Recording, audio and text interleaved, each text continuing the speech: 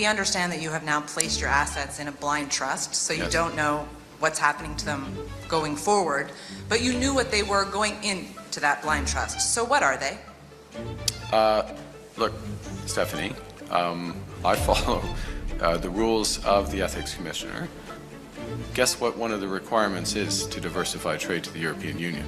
Guess what one of the requirements is to diversify trade to the United Kingdom? Guess what one of the requirements will be to diversify trade to emerging Asia? Is to have a form of price on carbon. Are you saying you are not in conflict of interest? Yes. There's no possible conflict of interest in your assets. It's very difficult to believe. Look inside yourself, Rosemary. Is to have a form of price for the largest on carbon, for the largest emitters, said differently, the largest polluters. Now, what we are doing is changing that system or improving that system. 120 days and are serving as Prime Minister now, with Canadians not being aware of what potential conflicts of interest you sought to avoid. What possible conflict would you have? I want to begin by expressing my deep gratitude to His Majesty King Charles III for his warm welcome and gracious hospitality that he showed me, he showed Canada with today's audience. We have a steadfast defender in our sovereign. Also want to thank Prime Minister Starmer for a valuable discussion on how our long-standing economic and security partnership can help build growth, prosperity, and security for our citizens today. You know, as Prime Minister Starmer mentioned in our session, Canada and the United Kingdom share a history, we share values, we share a sovereign. And those shared values between Canada and the United Kingdom, Canada et la République Française, they are demonstrated through the leadership of Prime Minister Starmer, President Macron, and Canada's participation in the coalition of the willing for Ukraine. Our relationship with two of the founding peoples, two of the three founding peoples of Canada, date back to the 1500s. It's a relationship that is built on values. It's a relationship that is built on economic interests and purpose. And the flag that flies over that column includes the fleur de lis for France, the shamrock for Ireland, the thistle for Scotland, the rose for England, and the white pine for the peuple autochtone de Canada. That is an example of the diversity of Canada. The wonder of Canada is built off of that diversity. And it's through that and through those values that we have built our country. It is on those values that we will make our decisions and build our relationships in this world. Mr. Prime Minister, you came on this first foreign trip making it clear that you needed public support for Canada as it faces not just a trade war. You say you were enthusiastic, that was your word today, enthusiastic support as Canada faces not just a trade war, but threats to its sovereignty. You didn't get that in London. You didn't even get a press conference next to Sir Keir Starmer. Do you regret that? And if you can't take that back to Canada, tell us what is the top thing you achieved in the last 24 hours that you can go back to Canada and that you can say they have our back. Great to see you, Lisa. I'll say a couple of things. As I said when I was sworn in, which was just Friday, so you don't have to go far back in the BBC archives to find the clip. As I said then, we don't need another country to validate our sovereignty. We are sovereign. We don't need praise from another country. We are proud in and of ourselves. I would point out that the Prime Minister made a point of referring to our sovereignty, made a point of referring to our shared sovereign in King Charles III. So if you're looking for some evidence to your question, you have both my statement of Friday and you have that of the Prime Minister of the United Kingdom. Look, this 36 hours, and that is what it is effectively, away from Canada, the focus is on security, deepening security partnerships with France, with the United Kingdom. Those discussions are necessarily sensitive. They're revealed in the full course of time. I'm encouraged by the progress that's been made. Helen from CBC. I noticed you said we have a steadfast defender in our sovereign. Behind closed doors, did any of the leaders you met with today offer assurances that they would have Canada's back if Donald Trump uses greater economic force or more to annex or absorb Canada? Well, I would know, let me state the obvious, which is that all of us are members of NATO.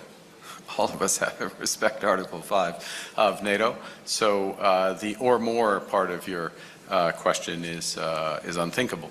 What we did discuss is, particularly with France, is deeper security and military cooperation, which is in the interest of overall global security.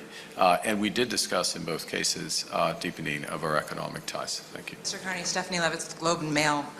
We understand that you have now placed your assets in a blind trust, so you Yes. don't know what's happening to them going forward, but you knew what they were going into that blind trust. So what are they? Look, Stephanie, I follow the rules of the Ethics Commissioner. I'm following them well in advance of any of the requirements. As you know, because I know you know this, you know that these requirements come into effect in months. We're talking days after I became Prime Minister. So I'm complying with the rules of the Ethics Commissioner, going through the processes and all these things that are necessary. And I will remind you, and I'll remind Canadians again, that the Leader of the Opposition cannot find it. And look, you look at the questions this evening, you look at the nature of the discussions, look at the nature of discussions I had with the President of France, the Prime Minister of the United Kingdom. The Leader of the Opposition would not be capable of having those discussions because the Leader of Opposition refuses to get his security clearance. The rules say that those assets should be publicly disclosed within 120 days, which means you'll campaign in a coming federal election, most likely within the next 120 days, and are serving as Prime Minister now, with Canadians not being aware of what potential conflicts of interest you sought to avoid. What possible conflict would you have, Stephanie? Stephanie, I'm complying with the rules. I'm complying with the rules in advance. Point final. Are you saying you are not open to any conflict of interest? Yes. Trump spent most of his life in the private sector. There's no possible conflict of interest in your assets. It's very difficult to believe. Look inside yourself, Rosemary. I mean, you start from a prior of conflict and ill will. I have served in the private sector. I have stood up for Canada. I have left my roles in the private sector at a time of crisis for our country. I'm complying with all the rules. Your line of questioning is trying to invent new rules. I'm complying with the rules that Parliament has laid out and the responsibilities of the Ethics Commissioner. And I will continue to comply with those rules. Tonda McCharles with the Toronto Star. In Canada today, your political opponent, Mr. Poilievre, said that he would axe the industrial price on carbon. And I'd like to understand from you if you think that at this time, with all the threats against many of our big mainstay industries, which also are large emitters, if you think that your plan to tax them remains a viable and publicly supported plan. Yeah. So our plan, and in fact the regime that's in place in Canada, and a variant of this regime is in place. There are some variants, as you know, Tonda, between the provinces, but a variant of this linked to California is in place with Quebec and British Columbia, is to have a form of price for the largest on carbon, for the largest emitters, said differently, the largest polluters. Now, what we are doing is changing that system or improving that system so that the price that's paid can and the price that's paid can be reduced by so-called carbon credits that are allocated. We're adding additional ones. We will be adding additional ones that ensure that the polluters are paying so that Canadians can receive support to reduce their own emissions. So it's a more efficient system. It works better for the large polluters. It works better for Canadians. And guess what one of the requirements is to diversify trade to the European Union? Guess what one of the requirements is to diversify trade to the United Kingdom? Guess what one of the requirements will be to diversify trade to emerging Asia? Is to have a form of price on carbon. So we are able to think one step ahead. We're able to go out and see the world. We're able to help Canadian companies prepare. And you know what's going to happen 5 years, 10 years from now? If I have the pleasure of being in front of you, you'll be asking me the question, if we didn't do this, if we didn't help our companies get more prepared, the Americans are going to start caring about this again. They have elections every 4 years. They cared a great deal about this 3 months ago. Now all of a sudden they don't care about it. They're going to care about it again. We have an enormous opportunity here in Canada. The United Kingdom has an enormous opportunity. France has an enormous opportunity. Europe has an enormous opportunity to leapfrog over American companies where they're trying to turn back the clock and look inwards. We're going to take that opportunity. We're going to take that opportunity. It's going to create jobs and it's going to create new markets for our country.